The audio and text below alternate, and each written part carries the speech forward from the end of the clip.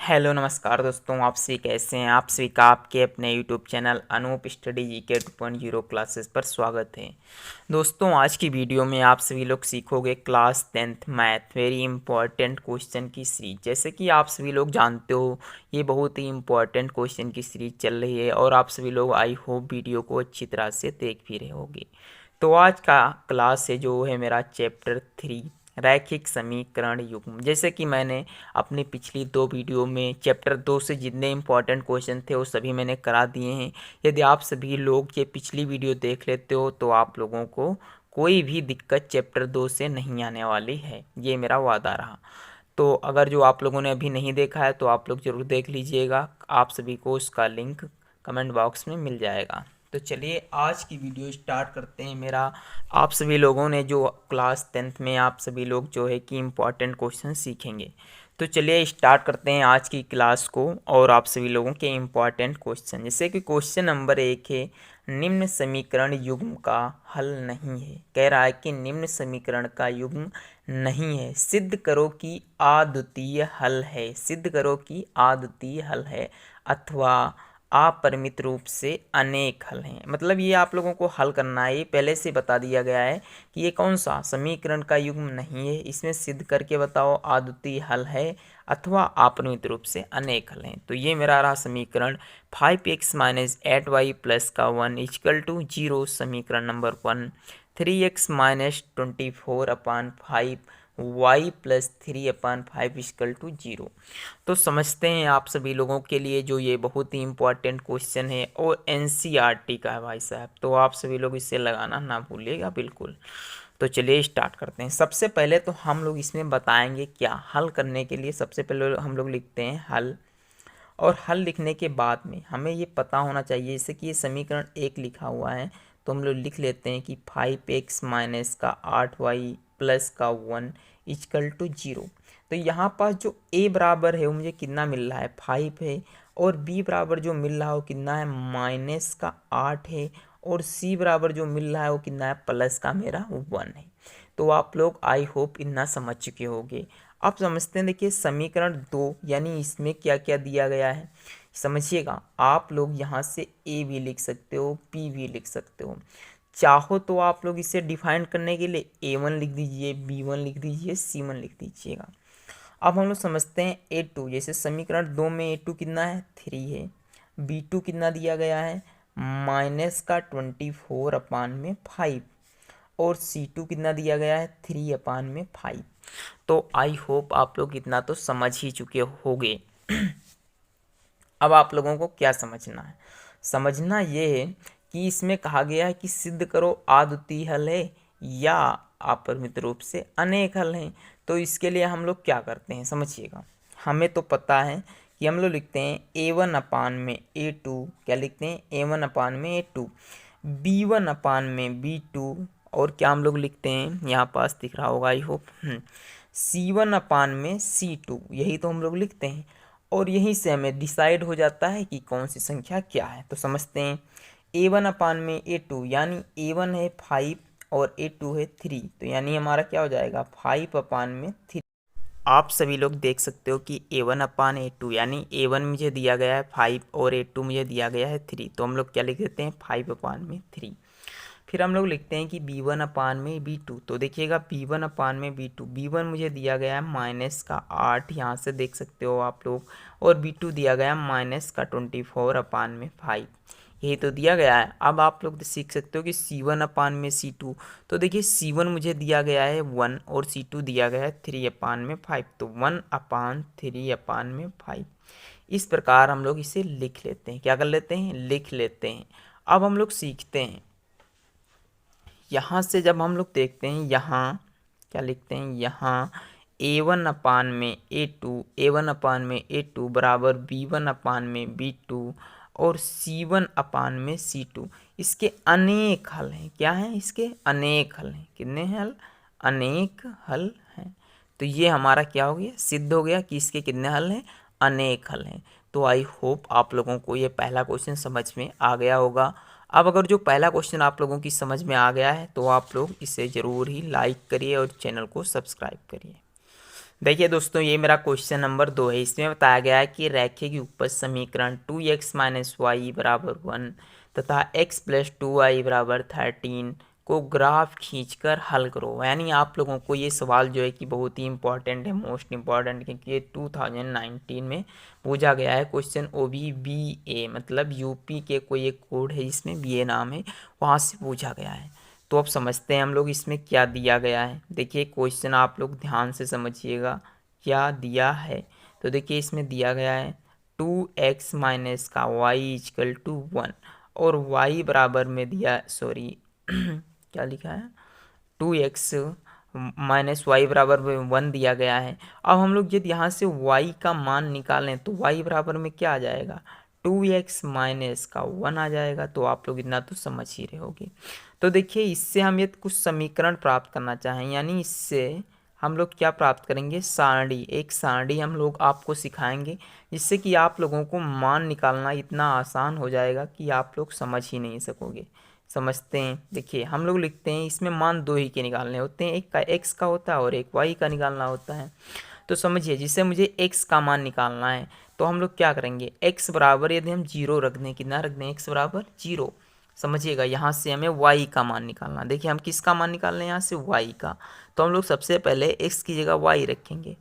तो जब हम लोग x की जगह जीरो रख रहे हैं तो 2 इंटू में जीरो माइनस का 1, यानी ये 2 एक कम 2 जीरो हो गया, तो अंदर क्या बचा, माइनस का 1। तो y का मान कितना आ गया, माइनस का 1। आई होप आप लोगों को क्लियर हो गया होगा। फिर हम उसके बाद में जब x का मान 2 रखते हैं, कितना रख रहे हैं, 2, तो 2 तियाँ 6, सॉरी 2 दूनी 4, 4 में से एक जाएगा, कितना बचेगा, 3। फिर जब हम लोग x का मान 3 रखते हैं, कितना रख रहे हैं, 3, तो 2 तियाँ 6, 6 में से एक जाएगा, कितना बचेगा, 5। तो आप लोग इस तरीके से करके x और y का मान निकाल सकते हो। यानी ये मेरा पहले समीकरण का मान पता चल गया। अब हम लोग सीखते हैं दूसरे समीकरण का। तो हम लिखेंगे तथा दूसरा समीकरण है x प्लस का 2y इक्वल टू 13, कितना है, ये दूसरा समीकरण है। यदि हम यहाँ से भी y का मान निकालेंगे, यानी पहले 2y का निकालेंगे तो 13 माइनस का x हो जाएगा, और जब हम y का केवल निकालेंगे तो 13 माइनस का x अपान में कितना हो जाएगा, 2। तो आई होप आप लोगों को इतना क्लियर हो गया होगा। अब समझते हैं यहाँ से हम लोग मान निकालेंगे किस चीज़ का,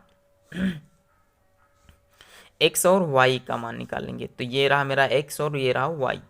सबसे पहले x बराबर हम लोग रख रहे हैं 1। जब हम लोग x बराबर 1 रखेंगे तो यानी 13 में से एक जाएगा 12, और 12 को 2 से भाग देंगे तो 6, यानी y का मान तब 6 आ जाएगा। फिर हम लोग जब x का मान 3 रखते हैं, कितना रख रहे हैं, 3, तो देखिएगा 3, 13 में से 3 जाएगा 10, 2 पंचे 10, यानी 5। फिर समझिएगा जब हम लोग x का मान कितना रख रहे हैं, 5, तो 13 में से 5 जाएगा 8, यानी 8 को भाग देंगे तो 4 आ जाएगा। तो आप लोगों को x और y के मान आई होप निकालने को आ गए होंगे हमारे हिसाब से। अब हम लोग सीखते हैं कि इसका ग्राफ कैसे खींचा जाता है। तो हम लोगों के पास फिलहाल के लिए तो छोटी स्केल उपलब्ध है, उसी से बता रहे हैं। समझिएगा ध्यानपूर्वक से आप लोग। तो देखिए हम लोग कैसे समझते हैं। इसमें जो है कि दो लाइन खींचते हैं, जिसका एक का नाम होता है एक्स अक्ष। कितना होता है, एक्स अक्ष। आप लोगों को दिखना चाहिए भाई।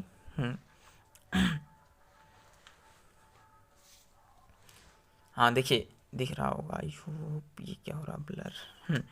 देखिए एक मैंने ये लाइन खींच ली, हॉरिजॉन्टल इसे कहा जाता है, और एक लाइन मैंने इस तरीके से खींच ली है, ये वाली। आप समझते हैं इसमें क्या करते हैं। इसमें कुछ बिंदु होते हैं, क्या होते हैं, बिंदु। इस तरीके से बिंदु रखे होते हैं, दिख रहे होंगे, आई होप नहीं दिख रहे हैं। समझिएगा कुछ सेंटीमीटर पर, यानी 1 सेंटीमीटर। जब आप लोगों को ग्राफ होगी यदि आप लोगों के पास, तो आप लोग देख सकते हो वहाँ पास इस तरीके से कुछ ग्राफ खींचे होते हैं। इस पर कुछ संख्याएं लिखी होती हैं, 1 2 3 4 5, कितनी तक, 6 तक लिख लीजिएगा। और देखिए जो ये अक्ष होता है इसे हम लोग क्या कहते हैं, एक्स अक्ष। क्या कहते हैं, एक्स अक्ष। और ये जो अक्ष होता है इसे हम लोग क्या कहते हैं, वाई अक्ष कहते हैं। आई होप आप लोगों को ये भी कन्फर्म हो गया होगा। अब समझते हैं हम लोग क्या कर रहे थे। देखिएगा यहाँ से हम लोग सीखेंगे। सबसे पहले हम सीखते क्या है इसमें, सबसे पहले आप लोगों को ये सीखना पड़ेगा कि जो है कि x का मान जब हम लोगों ने 0 रखा तब y का मान कितना था। ये भी तो आप लोगों को सीखना पड़ेगा। और हाँ, ये भी आप सीख लीजिए क्योंकि आप लोगों के पास इसमें माइनस में भी कुछ संख्याएं आई हुई हैं।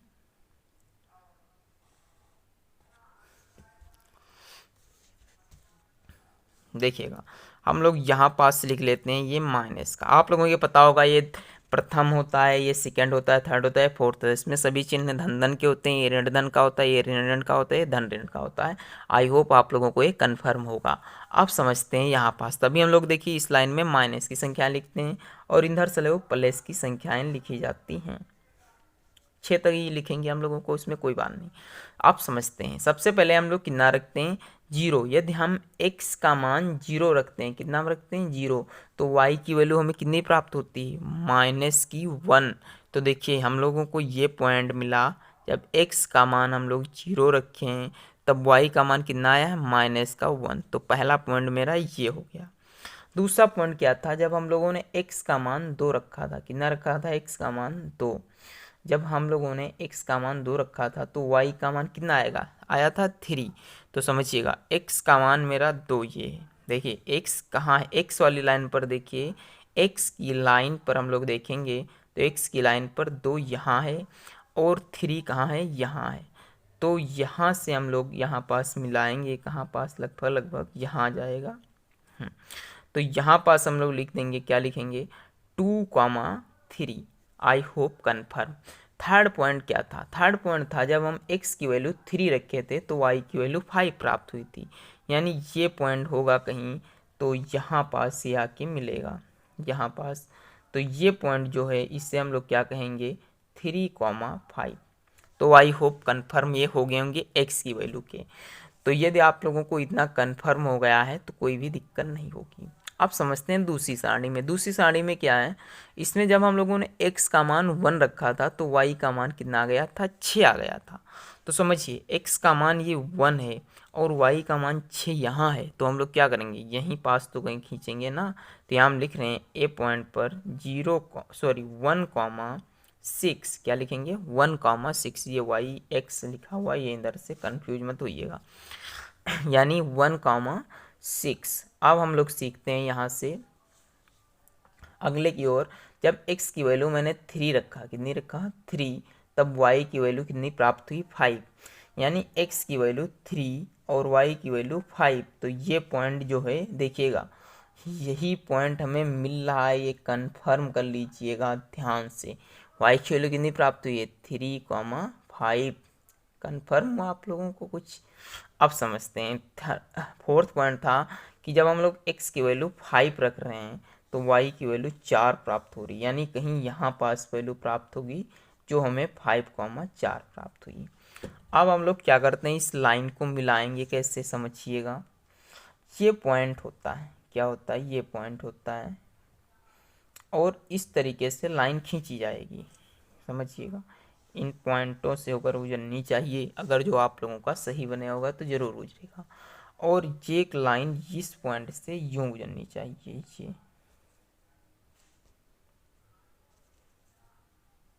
ये रही खींची लाइन। तो आई होप अब आप लोगों को कंफर्म हो गया होगा कि रेखाओं का ग्राफ कैसे खींचा जाता है। तो ये वीडियो अच्छी लगी हो तो प्लीज़ इसे लाइक करना ना भूलिएगा। चलते हैं अब आप लोगों का क्वेश्चन नंबर 3 समझते हैं।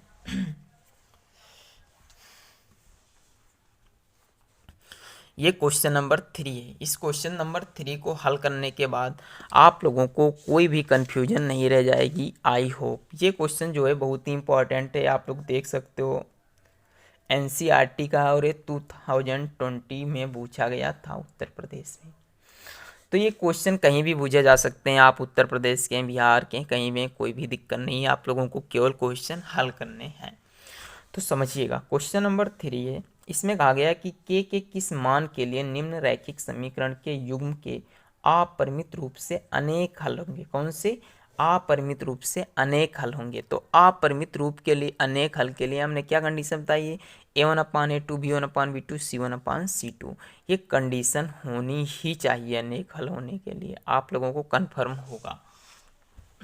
अब हम लोग क्या करते हैं, इस क्वेश्चन को हल करते हैं। और क्या दिक्कत है, बहुत सरल सवाल है, आप लोगों ने अभी एक सवाल हल कर भी चुके हो। तो समझिएगा ये मैंने उतार लिया, हल यहाँ पास हम लिखे दे रहे हैं, उससे कोई दिक्कत नहीं होगी। अब हम लोग क्या करते हैं, यहाँ हल करते हैं। देखते हैं क्या यहाँ लिखेंगे, यहाँ क्या लिखेंगे, a1/a2। a1/a2 कितना है, तो a1 की वैल्यू x है, a2 की वैल्यू 12 है। आप लोग ये समझ चुके होंगे। तो k/, में कितना आ जाएगा, 12, यानी k/, में 12।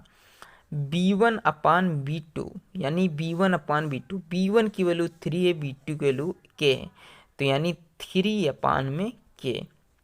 फिर c1/, में c2, तो देखिएगा c1 की वैल्यू कितनी है, c1 की वैल्यू जो है वो कितनी दी गई है, ये पूरी वैल्यू जो है c1 की है, और c2 की वैल्यू ये पूरी है। तो ये कन्फर्म हो गया होगा आप लोगों को, यानी k-3 में के ओ भी, ये तो कन्फर्म हो गया होगा, आई होप। अब समझते हैं क्या इसमें, जो a1/a2, b1/b2, c1/c2 है, ये क्या है, एक से सॉरी क्या कहा जाता है उससे, अपरिमित रूप से अनेक हल होने के लिए ये कंडीशन है। तो इसके अनेक हल कब होंगे, जब ये एक दूसरे के बराबर होंगे सब। तो चलिए देखते हैं। तो हम लोग लिखते हैं k/, में 12, क्या लिखेंगे, k/, में 12, 3/, में k। अब यहाँ से हम लोग k की वैल्यू प्राप्त कर सकते हैं ना। तो देखिएगा यहाँ से इसमें इसकी क्या हो जाएगी, 13 गुणा हो जाएगी। तो k² इजकल टू कितना आ जाएगा, 36, कितना आ जाएगा, k² इजकल टू 36। तो यहाँ से जब हम लोग k की वैल्यू निकालेंगे तो 36 के ऊपर रूट चढ़ जाएगा, और जब 36 के ऊपर रूट चढ़ेगा तो k का मान प्लस माइनस में 6 आ जाएगा। कितना आ जाएगा, प्लस माइनस में 6, यानी k की वैल्यू कितनी आई, प्लस माइनस में 6। दूसरा समीकरण हल करते हैं, जो वो है 3/, में k इजकल टू k-3 में k। अब यहाँ से हल करते हैं इसे, 13 गुणा करेंगे यहाँ से जब हम, तो ये हो जाएगा मेरा 3k, क्या हो जाएगा, 3k इजकल टू k की सबसे पहले गुणा k से होगी तो k² होगा, k की गुणा 3 से होगी तो 3k होगा। कितना हो जाएगा, 3k। तो आई होप ये कंफर्म हो चुका होगा आप लोगों को। तो यहाँ से हम लोग सीखते हैं, ये 3k है, ये माइनस का, ये माइनस का होगा, तो k² इजकल टू कितना आ जाएगा, 6k, यानी यहाँ से k² इजकल टू 6k आ गया। अब यहाँ से हम लोग k की वैल्यू भी निकालना चाहें तो निकाल सकते हैं, कैसे देखिएगा, इसके इजकल टू में k² इजकल टू 6k, यहाँ से ये इधर आएगा तो k² माइनस का 6k इजकल टू 0, ये हो जाएगा या नहीं हो जाएगा, आप समझते हैं। यहाँ से जो है कि k कॉमन है, क्या है, k कॉमन है, तो k बाहर निकालेंगे, फिर k माइनस का 6 बचेगा इजकल टू 0, तो k माइनस 6 बराबर 0, ये इधर आ जाएगा। तो k की वैल्यू एक तो प्लस में 6 आएगी, और दूसरी वैल्यू k की कितनी आ जाएगी, 0 आ जाएगी। तो यहाँ से कन्फर्म हो गया है कि दोनों प्रतिबंधों को स्पष्ट करने पर k का मान 6 और 6 ही है। इस मान के लिए समीकरण युग्म के अपरिमित रूप से अनेक हल होंगे।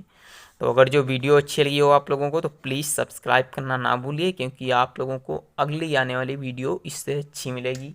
तो इस वीडियो के लिए तब तक के लिए धन्यवाद, मिलते हैं अगली वीडियो में, तब तक के लिए जय हिंद जय भारत।